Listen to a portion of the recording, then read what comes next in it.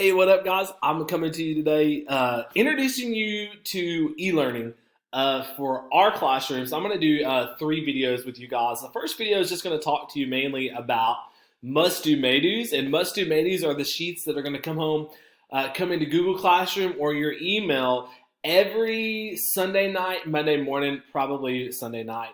And the must-do, may-dos are what's going to drive our instruction over the course of um, our e-learning time together. So this is what the must-do, may-do sheet's going to look like. Where my cursor is, this is just explaining what we have to do on must-do, may-dos.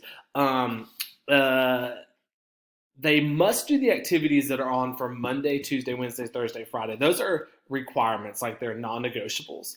Now on the bottom, there's may-dos. And may-dos, there's a time built into our schedule, which I'll talk about in another video, but may-dos are something that your child is going to do every day. They're going to choose one may-do to do for a total of 5 throughout the week. Now, can they do more than one may-do?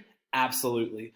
But they are just required to do one may-do a day and all of the must-dos for that particular day.